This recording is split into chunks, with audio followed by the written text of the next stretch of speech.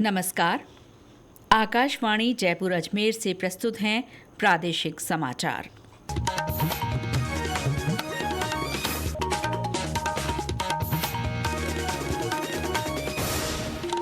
मुख्य समाचार। प्रधानमंत्री नरेंद्र मोदी कल वाराणसी से देश के 9 करोड़ 70 लाख किसानों को पीएम सम्मान निधि के तहत 20,500 करोड़ रुपए की राशि हस्तांतरित करेंगे।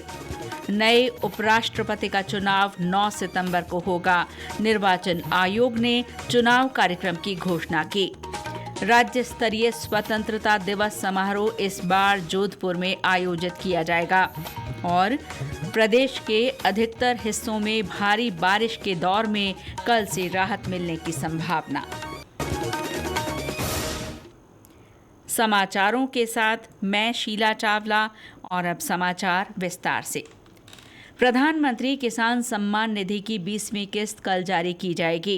प्रधानमंत्री नरेंद्र मोदी वाराणसी में होने वाले कार्यक्रम में ये किस्त जारी करेंगे। इसमें देश भर के 9 करोड़ 70 लाख किसानों को 20,500 करोड़ रुपए की राशि उनके बैंक खातों में हस्तांतरित की जाएगी। इसके साथ ही इस योजना के तहत कुल वितरण 3,90,000 करोड़ रुपए से ज्यादा हो जाएगा। केंद्रीय कृषि मंत्री शिवराज सिंह चौहान ने ज्यादा से ज्यादा किसानों से इस कार्यक्रम से जुड़ने का आह्वान किया है।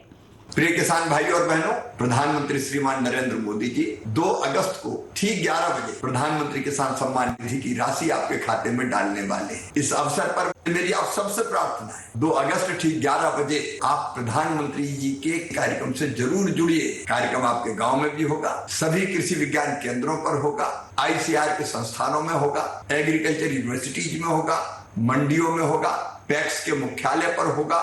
कार्यक्रम में जरूर जुड़िए।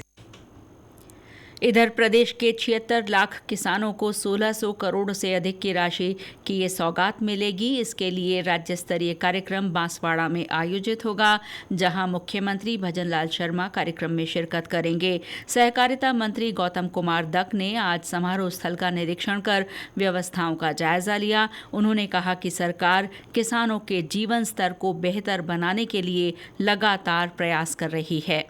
राजस्थान के 75 लाख किसानों को जो किसान सम्मान निधि मिलने वाली है, यहाँ पे प्रदेश स्तरीय कार्यक्रम होगा और उसमें हमारे अन्य विभागों द्वारा भी जो काम किए जा रहे हैं किसानों के लिए, यहाँ पे उनका डेमोन्स्ट्रेशन भी होगा और जो लाभार्थी हैं उनको हम सम्मानित भी करेंगे। और इसके साथ साथ हमारे प्रदेश सरकार द्वारा एवं हमारी केंद्र की जो सरकार है जो किसानों के लिए कल्याणकारी काम कर रही है, उन योजनाओं की जानकारी भी उनको मिलेगी। और निश्चित रूप से कल का जो ये कार्यक्रम है वो किसानों को एक नई दिशा देने वाला कार्यक्रम होगा।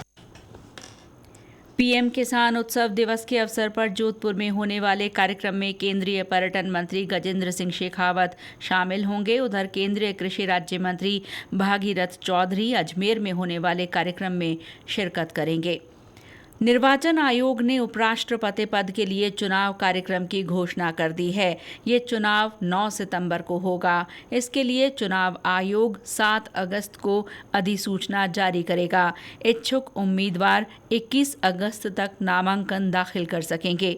22 अगस्त को नामांकन पत्रों की जांच की जाएगी। 25 अगस्त तक नाम वापस लिए जा सकेंगे। 9 सितंबर को सुबह 10 बजे से शाम 5 बजे तक मतदान होगा। इस चुनाव में राज्यसभा और लोकसभा के सदस्य हिस्सा लेंगे।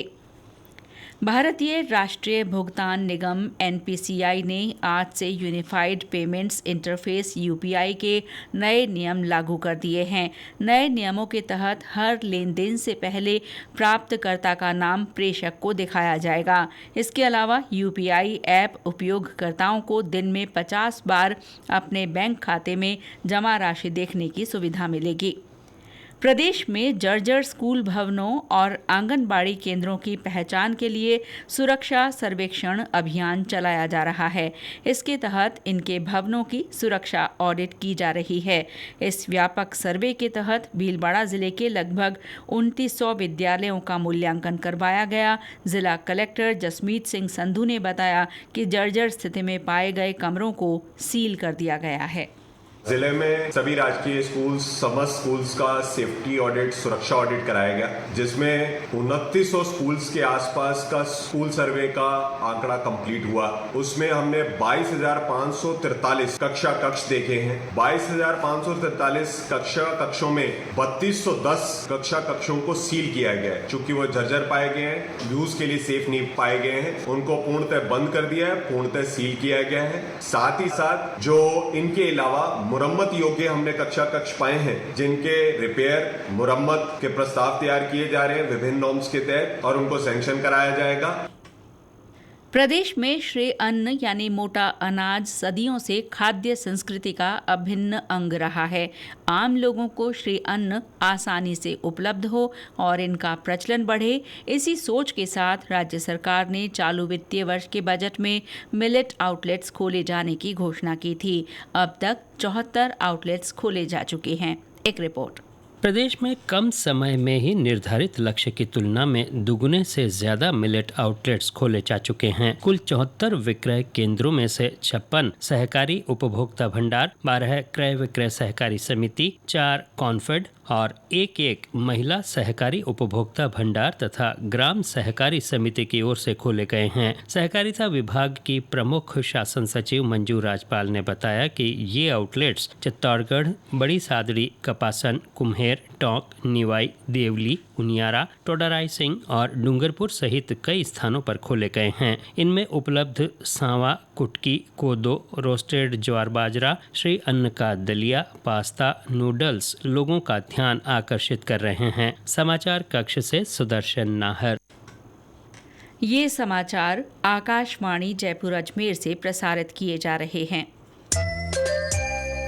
प्रादेशिक समाचार बुलेटिन आप हमारे एक्स हैंडल @AIR_News_जयपुर, YouTube channel Rajasthan AIR news और फेसबुक AIR न्यूज़ राजस्थान पर भी सुन सकते हैं।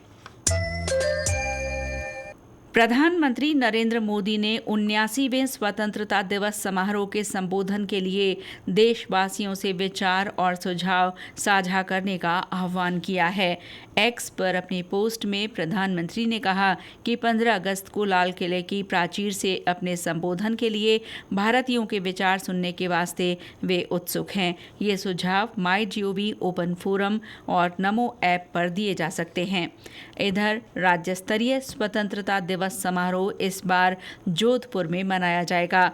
मुख्यमंत्री भजनलाल शर्मा की मौजूदगी में ये आयोजन बरकतुल्ला खां स्टेडियम पर होगा। इसमें मारवाड़ की आत्मीयता, सांस्कृतिक विरासत और लोक परंपराओं की जीवंत झलक देखने को मिलेगी। संसदीय कार्य मंत्री जोगाराम पटेल ने आज जोधपुर में समारोह स्थल का निरीक्षण कर तैयारियों का जायजा लिया। संसदीय कार्य मंत्री ने जोधपुर में संपूर्णता अभियान सम्मान समारोह में भी हिस्सा लिया। इस दौरान उन्होंने कहा कि पश्चिमी जोन में शेरगढ़ ने पहला स्थान प्राप्त कर राजस्थान का मान बढ़ाया है। विश्व स्तनपान सप्ताह हर साल अगस्त के पहले सप्ताह में मनाया जाता है। शिशुओं को कुपोषण से बचाने और उनके बेहतर शारीरिक और मानसिक विकास के लिए ये सप्ताह प्रभावी जागरूकता का तरीका है। प्रदेश में भी इस दौरान विभिन्न गतिविधियां आयोजित की जाती हैं। चिकित्सा और स्वास्थ्य विभाग में प्रजनन और बाल स्वास्थ्य सेवाएं निदेशक डॉक्टर मधु रतेश्वर ने बताया कि मां का दूध बच्चों के लिए अमृत समान होता है। ब्रेस्ट फीडिंग को बढ़ावा देने और इस बारे में जागरूकता के लिए विशेष परामर्श सत्र आयोजित किए जाएंगे। विश्व स्तनपान सप्ताह में थीम रखी गई है, वो है invest in breast feeding and invest in future. यानी कि स्तनपान में निवेश अगर हम आज कर रहे हैं तो उसका भविष्य में निवेश मानते हुए शिशु के न्यूट्रिशन में, उसके हेल्थ में, उसके अपब्रिंगिंग में, उसके मेंटल और फिजिकल डेवलपमेंट में वो इफेक्ट करेगा। और इसके अंदर बेसिकली क्या है कि हम लोग राज्य स्तर से लेके नीचे तक कुछ ना कुछ एक्टिविटीज ऐसे करते हैं कि जो गर्भवती और धात्री महिलाएं हैं उनको इस बारे में हम जागरूक कर सकें कि माँ का जो पहला दूध होता है वो बहुत ही आवश्यक है बच्चों का, वो तो बच्चे के लिए अमृत है। डूंगरपुर में आज रोजगार मेले का आयोजन किया गया। इसमें राजस्थान सहित गुजरात और मध्य प्रदेश की 25 से ज्यादा कंपनियों ने 8000 पदों के लिए अभ्यर्थियों का चयन किया। जिला कलेक्टर अंकित कुमार सिंह ने बताया कि युवाओं में रोजगार मेले के प्रति खासा रुझान देखा गया और कंपनियों की ओर से चयनितों को मौके पर ही नियुक्ति पत्र दिए गए। राष्ट्रीय सांख्यिकी कार्यालय NSO इस साल अपनी स्थापना की 75वीं वर्षगांठ मना रहा है। इस उपलक्ष्य में साल भर विभिन्न जागरूकता और सामाजिक कार्यक्रम आयोजित किए जा रहे हैं। इसी कड़ी में आज अजमेर में रक्तदान शिविर लगाया गया। इस शिविर में 75 यूनिट रक्त एकत्र किया गया। और अब मौसम। राज्य के अधिकतर हिस्सों में कल से भारी बरसात से राहत मिलने की संभावना है। हालांकि 3 अगस्त से एक नया परिसंचरण तंत्र सक्रिय होने के आसार हैं। इससे 6 अगस्त तक भरतपुर और जयपुर संभाग में भारी बारिश का अनुमान है। इस बीच श्रीगंगानगर में देर रात से शुरू हुआ बरसात का दौर आज भी जारी रहा। सिरोही जिले में कई स्थानों पर रिमझिम बारिश हुई। बीते 24 घंटों में अधिकतर स्थानों पर हल्की से मध्यम बारिश हुई। कहीं कहीं भारी बारिश भी दर्ज की गई है। हमारे संवाददाता ने बताया कि राजगढ़, रतनगढ़, सुजानगढ़ और सादुलपुर में तेज बारिश हुई। चूरू में लगातार बारिश होने का दौर जारी है। गत 24 घंटों में चूरू, तारानगर, सुजानगढ़, सरदारसर, रतनगढ़ व सादुलपुर में अच्छी बारिश हुई है। तारानगर में सबसे अधिक 55 mm बारिश रिकॉर्ड की गई। जिले में जुलाई माह में 227 mm बारिश हुई है। तेज बारिश को लेकर स्कूलों की 2 दिनों की छुट्टी कर दी गई है। तारानगर, चूरू व रतनगढ़ में अधिक बारिश होने से रास्ते अवरुद्ध हो गए हैं। हालांकि प्रशासन द्वारा पानी निकाला जा रहा है। किसानों का कहना है कि इस बारिश से फसल को काफी फायदा होगा। श्रवण शर्मा, आकाशवाणी समाचार, चूरू। उधर धौलपुर में पार्वती नदी एक बार फिर उफान पर है। गृह राज्य मंत्री जवाहर सिंह बेढ़म ने आज भारी बारिश से प्रभावित धौलपुर का दौरा किया। उन्होंने लोगों से बातचीत कर उनकी समस्याएं सुनी और अधिकारियों को हर संभव सहायता मुहैया कराने के निर्देश दिए।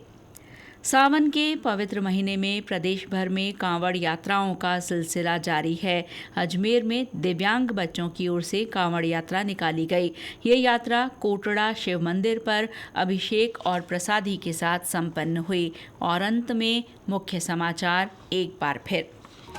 प्रधानमंत्री नरेंद्र मोदी कल वाराणसी से देश के 9 करोड़ 70 लाख किसानों को PM सम्मान निधि के तहत 20,500 करोड़ रुपए की राशि हस्तांतरित करेंगे।